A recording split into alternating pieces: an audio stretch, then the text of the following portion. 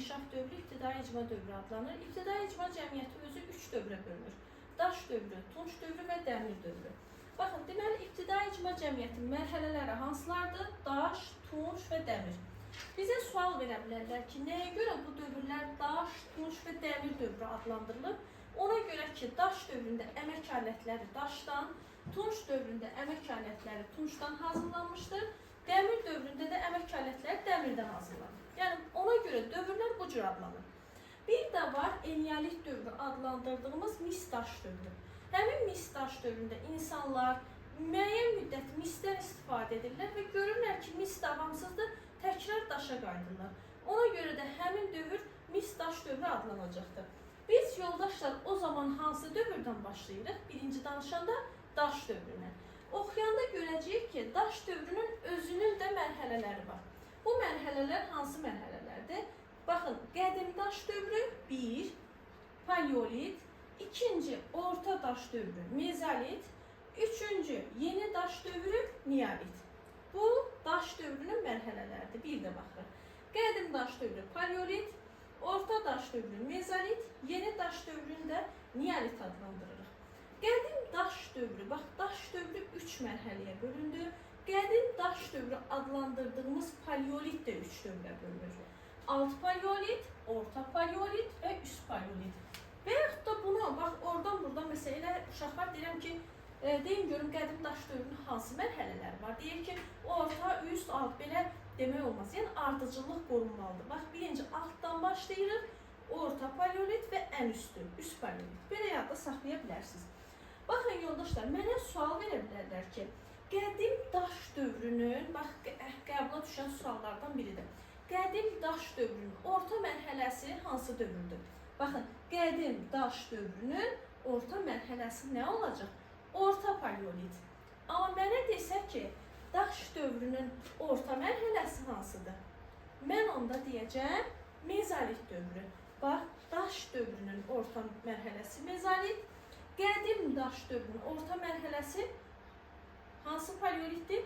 Orta paleolit. Bunlar arasındakı da fərqə diqqət yetirərsiniz. Oldu mu?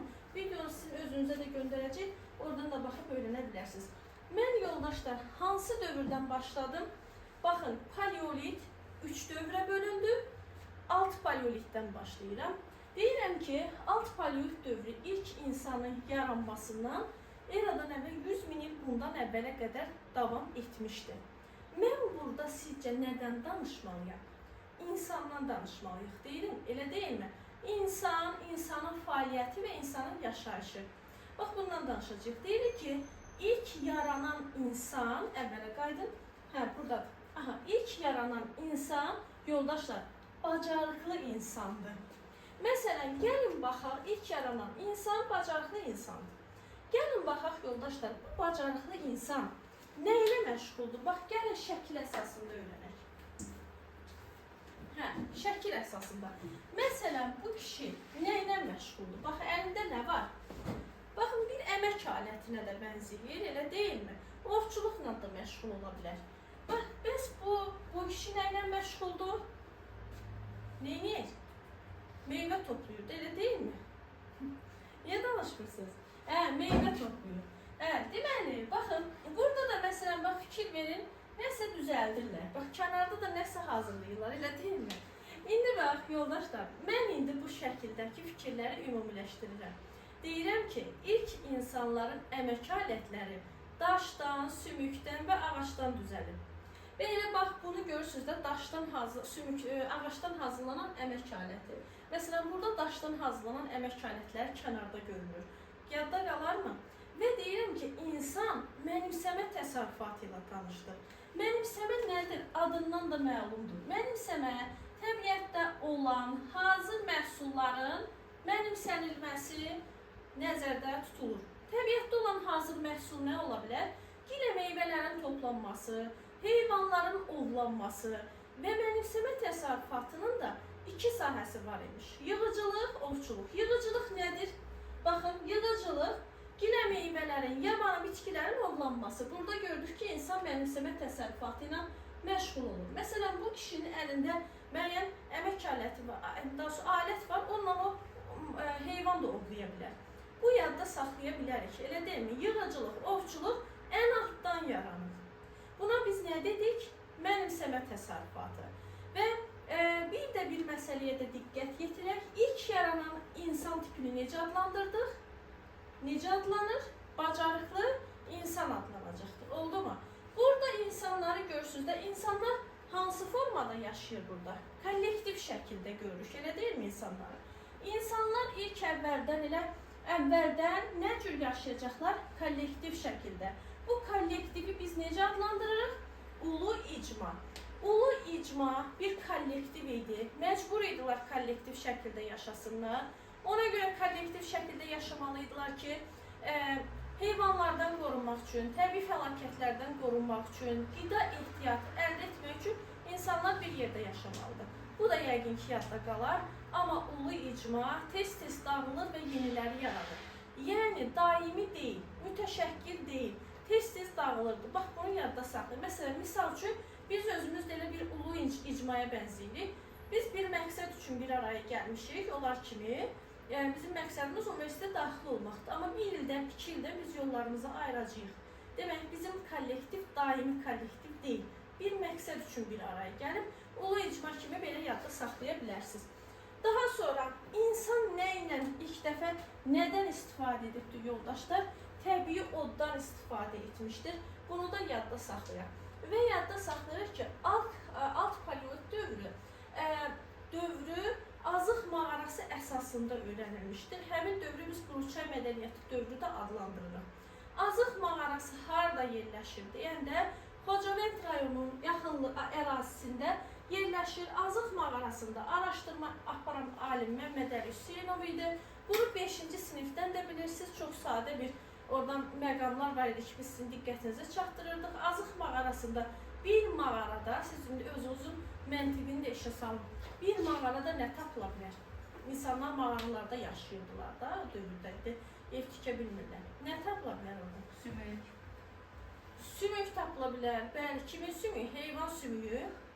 Bir də insan sümüyü. Sonra, indi bir əlavə məlumatdır ki, ocaq izləri, başqa nə tapıla bilər? Nəsil kəsilmiş heyvanların sümükləri, tikli qalıqları, bax, bunların hər biri bir mağarada tapılmışdır. Yəni, öyrənəndə, bax, bu cür, belə deyək, məntiq qurmağa çalışır. 18-22 yaşlı qadının nəyi varmış? Alt çənə sümüyü. Burada yaşayan adamı necə adlandırıblar? Azıq adamı və həmin azıq adamı 350-400 min il bundan əvvəl yaşamışdır. Və burada deyil, ilk dini ayinləri icra etmişdir. Məsələn, burada sizin üçün biraz bu qəliz gəldi, yəqin ki, bu cümlə. İlk dini ayinləri icra etmək nə deməkdir? İlk dini ayinləri icra etmək necə bildik ki, ilk dini ayinləri icra edirlər? Baxın, yoldaşlar, ayi kəllələr tapılıb. Həmin ayi kəllələr üzərində müəyyən naxışlar və yaxud da, nə deyək, işarələr olur. Həmin işarələr onu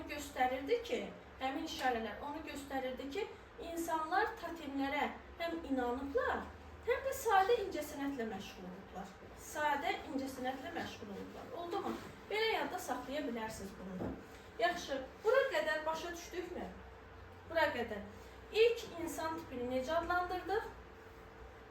Bacarıqlı insan. Bacarıqlı insan nələri bacardı? Nələri bacarırdı?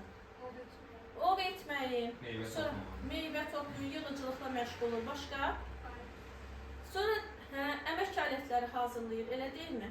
Nədən istifadə edirdi? Təbii oddan istifadə edirdi. Bunu öyrəndik. Yaxşı, Azərbaycanda alt paleolit dövrü hansı mağara əsasında öyrənildi? Azıq mağarasında araşdırma aparan alim kim idi? Məmməd Əli Hüseynov idi. Azıq mağarasında nə tapılmışdı? Qadının alt çənə sümüyü. Başqa? Ay kəlləsi. Başqa? Heyvan sümükləri. Başqa nə tapılmışdı? Sadə əmək alətləri. Sadə əmək alətləri. Bəli, əmək alətləri nədən hazırlanırdı? Daşdan və taxtadan. Daşdan, sümükdən, ağacdan. Aha, belə hazırlanırdı. Yaxşı, bu alt paleolit dövrü. Burada qeyri-adi heç nə yoxdur. Hər şey altdan başlar. İndi hara gəldik? Ortaya. Gəldik orta paleolitə. İndi bu estetik əməliyyat keçiribdir. Bizim bu Neandertal insanımız. Sevgi.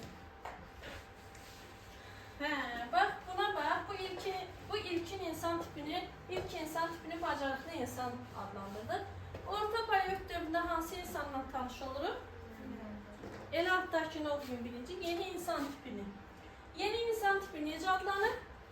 Neandertal. Neandertal insandan xoşunuz gəldi mi? Əvvəlki şəklə baxanda bu daha çox adamı bənzəyir, elə deyilmi? Hə, biraz uğursuz estetik oldu. İndiki dövrdəki o estetik Eliyat xanımlara bənzəyir. Deməli, orta paleolit dövrü Musiya mədəniyyəti dövrüdür. Musiya mədəniyyəti dövrü adlandırılır həm də. Deməli, 100 min il bundan əvvəl başlayaraq eramızın 35 min il bundan əvvəlinə qədər davam etmişdir. İndi yoldaşlar, mən bilirsiniz nə etməliyəm? İlk insan tipi ilə bu insanın, yəni Neandertal insanın sizə fərqini deməliyəm. Fərqi nədir? Məsələn, mən gəldim orta paleolit dövrünə, buna ayrı ad verdim də Neandertal adı. Fərqi deməliyəm axı. Məsələn, bu bilirsiniz nəyə bənzəyir? Məsələn, iPhone 14 çıxır, biri sonra iPhone 11 çıxır. Mən onun fərqini demədilər də, biz elə deyilmi almaq üçün ki, bunun üstün funksiyası nədir? Üstün tərəfi nədir? İndi mən də bunun üstünlüyünü deməliyəm. Bu Neandertal adamın üstünlüyü ondan ibarətdir ki, altda olan insandan fərqli olaraq suyunu o əldə etməyə bacarır. Yəni, necə edir bunu? Ağac parçaları bir-birinə vurmaqla, daşları bir-birinə vurmaqla suyunu o əldə edir. İndiyəcəsinə böyük iş olubdur, amma böyük iş idi həmin dövrə görə. Suyunu o əldə edir, bunu yadda saxlayıb və ən əsası bir də böyük bir irəliləyiş bilirsiniz ki, nədir?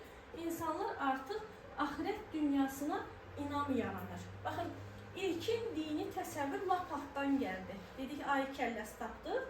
Orada ona əsasən dedik ki, insanlarda ilk dini təsəvvür.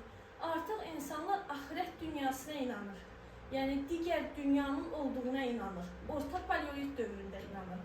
İndi bizə soruşa bilərlər ki, yaxşı, bu ilkin insan tipi ilə bacarıqlı insanla, bunun fərqli tərəfini dedim, elə deyilmi? Fərqli nə oldu? Sünod, bir də axirətə inanır.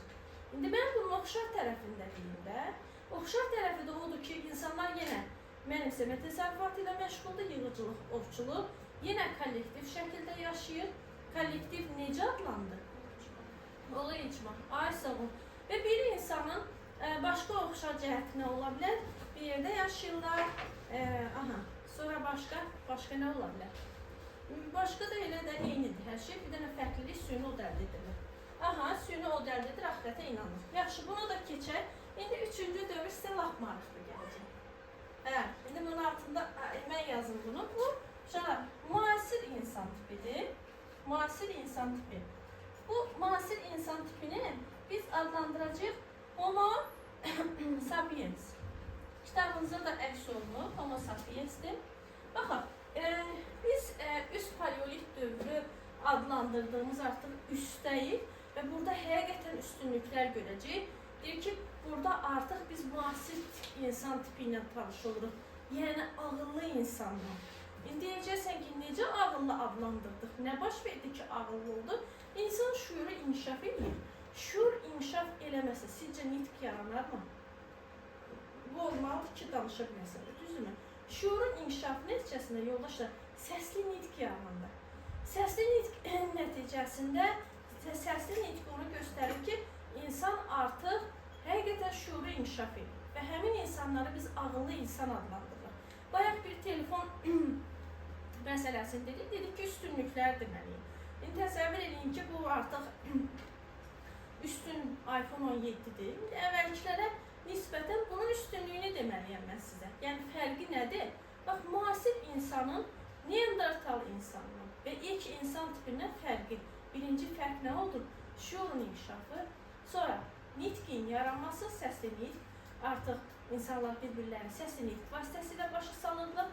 Başqa üstünlüyü nədir? Deyirik ki, insanlar çayı keçmək üçün sallar hazırlayır və ən əsas məsələ artıq üst paleolit dövründə ulu icma yoxdur. Onda belə bir fikir yaranır. Onda kollektiv də yoxdur. Xeyr, kollektiv var. Amma artıq daimi kollektiv yaranacaq. Bayaqları necə idi? Tez-tez bizim kimi idi də. Dedik ki, tez-tez dağılır, yeniləri yaranırdı. Düzdürmü? Amma biz artıq daimi yaranan kollektivdən danışacağıq üst paleolitdə. daimi yaranan kollektiv adlanacaq qəbilə icması. Və qəbilə icmasının üstünlüyü nədir? Deyəsən ki, ulu icmadan fərqi nədir bu qəbilənin? Qəbilə icmasının fərqi odur ki, ana qan xətti ilə qohum olanlar bir araya gəlib qəbilə şəklində yaşayırlar və daimidir, dağılmır. Yəni, ulu icmadan fərqini başa düşdük, elə deyilmi? Əla, gözəl. Ana qan xətti ilə qohum olanlar. Bəzən mən bunu zarafata salarım, uşaqlarla deyirəm, bəzən olur ki, sevmədiyimiz qohumlarımız olur, sevdiklərimiz olur. Biz istəsək də, istəməsək də onlarla bir araya gəlirik. Amma ulu icma nədir ki, sevsək də, sevməsək də bir-birimizdən ayrılırıq. Məsələn, bu qrup kimi də, yəni, inşallah sevərik bir-birimizi, və sonra ayrılacaq. İndi bu qəbilə icması da bu cür. Gedək, başqa nə qaldı? Üzə bilirlər, ağıllı insan üzə bilir, qayıq düzəldir, qəbilə icması şəklində yaşayır. Qəbilə icması hansı qan xətti iləndir? Anadır, yaşasın analar, hansı dövr olur? Ana xaqanlığı dövrü. İlk başlayan dövr ana xaqanlığıdır. Yaxşı, bu ana xaqanlığı dövrü də yoldaşlar Tunç dövrünə qədər davam edəcəkdir. Yəqin ki, yadda qaldı. İndi davam edək, növbəti dövrə baxaq. Növbəti dövr mezolit dövrüdür. Daş dövrünün hansı mərhələsidir? Orta mərhələsidir. Bəs qədim daş dövrünün orta mərhələsi hansı oldu? Qədim daş dövrünün orta mərhələsi orta periyod. Düz deyirsən. Mezolit dövrü, orta daş dövrü eradan əvvəl 12-8-ci minillikləri əhatə edir. Orta daş dövründə bilirsiniz nədir? Yenilik var.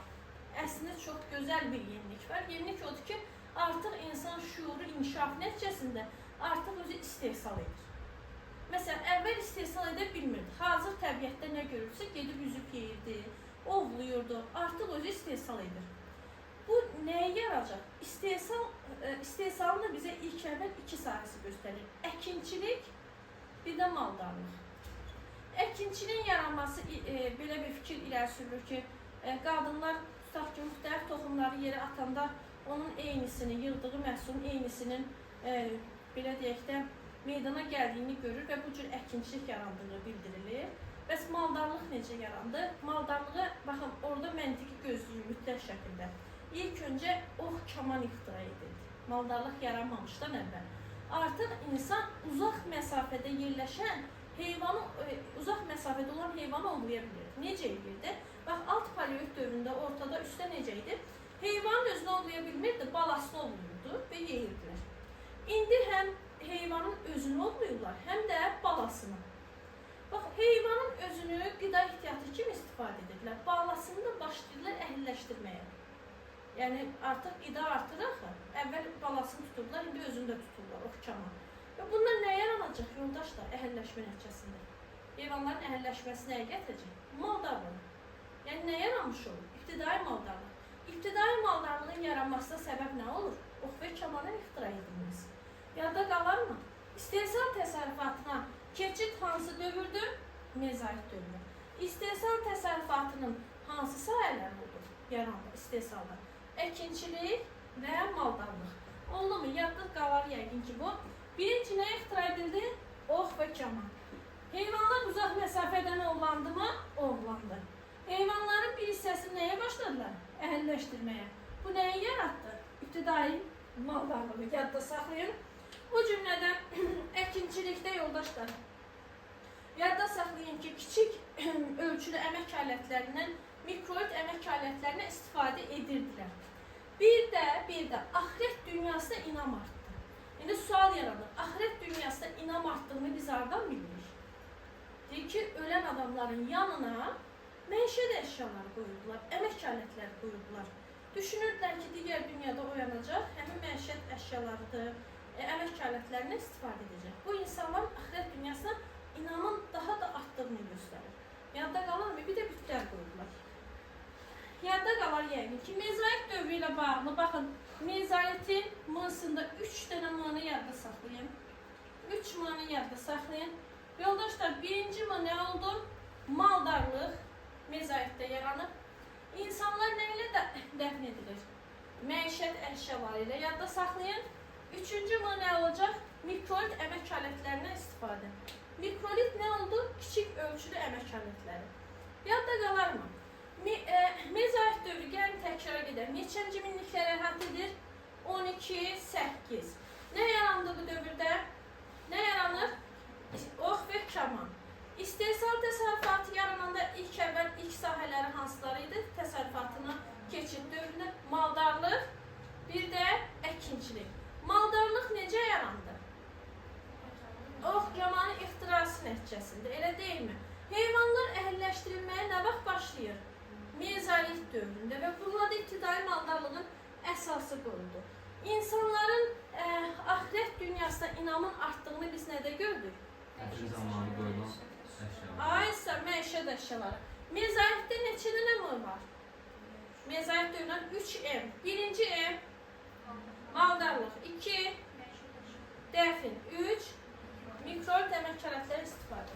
Əla, bu dövrü başa düşdük. Həm bir də bu dövr əhalisinin yaşayış məşğuliyyəti, baxın, Qobustanda, bir də Qazaxda damcılı mağarası əsasında öyrənilmişdir. Bu da yadda qalar yəqin. Keçək. Neolit. Yeni daş dövrü. Yeni daş dövrü. Biraz bu hissəni öyrənmək istəmirlər. Uşaqlar, bax bu hissəni. Amma öyrənərsiniz. Siz öyrənərsiniz. Neolit dövrü eradan əvvəl 8-6-cı minillikləri əhatə edir. Baxın, bir insan ümumiyyətlə təkmilləşməsi üçün, məsələn, nə isə keçid edirsənsə, həmin dövrdə o birdən-birə inkişaf edə bilməz. Görsən ki, onun üçün bir mərhələ lazımdır. Məsələn, bu hər bir sahədə elə. Fikir versəz ki, bir yenilik gəlirsə, o birdən-birə tətbiq olunmur. Yəni, bir mərhələ, bir vaxt, bir zaman lazımdır. Baxın, biz deyirik ki, əkinçiliklə maldarlığa keçid nə vaxtdır? Mezolit dövrü. Amma bizdən soruşsa ki, bəs əkinçilik və maldarlıq əsas məşğuliyyəti nə vaxt çevrildi? Deyirik, neolit dövründə. Niyə deyirik ki, əsas məşğuliyyətə çevrildi? Çünki insanlar artıq əkinçilik və maldarlıq sahəsini təkmilləşdirə bilirlər. Məsələn, əkinçilikdə nə cür təkmilləşmə və yaxud da necə olur təsərrüfat inkişaf edilir deyəndə, deyirik ki, neolit dövründə artıq insanlar torpağı toxa ilə şumlayırdılar. Yəni, nə var neolit dövründə? Toxa var. Nə vaxt yaranır toxa? Neolit dövründə. Bax, bunu yadda saxlayırsınız.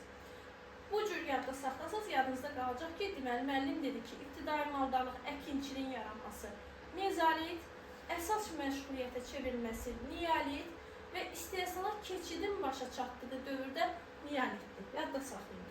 Və burada biz deyirik ki, istehsal təsərrüfatı tam burada meydana gəldi, oturaq həyata keçdilər. İnsan indi oturaq həyata keçməsi də maraqlı bir versiyadır. Deməli, insan oturaq həyata keçməsi özü bir inqilab adlanır. Niyə inqilab adlanır? Gəlin bundan danışaq, yenilik idi. Əvvəl, məsələn, biz dedik ki, insanlar qida əldə etmək üçün nə edirdilər? Gördünüz də, o dağ sənin, bu bağ mənim, gəzirdilər ki, qida əldə etməsinə. Artıq insan nə ilə məşğulur? Əkinçilik və maldarlıqla. Buna ehtiyac varmı? Yox, öz həyatında istehsal edir də, elə deyil. İnsan oturur, onun bir boş vaxtı yaranır. O boş vaxtda yoldaşlar, sənətkarlıq yaranır. İndi deyərsən ki, bunu hardan bilirik? Deyir ki, saxsı qabları deşirdilər, cilallayırdılar, bir naxış vururdular. Bu sənətkarlığın yaranmasını göstərir. Daş işləməklə məşğuldular, dəri işləməklə məşğuldular, duluqçuluq yaranır. Bu həqiqətən böyük bir inqilabdır mı? Yenilikdir, elə deyil. Ona görə biz neolit dövrünü adlandırırıq neolit inqilabı. Bunu da yadda saxlayırıq. Sonra toxuculuqda sümükdən hazırlanmış iydən istifadə edilməsi qeyd olunur.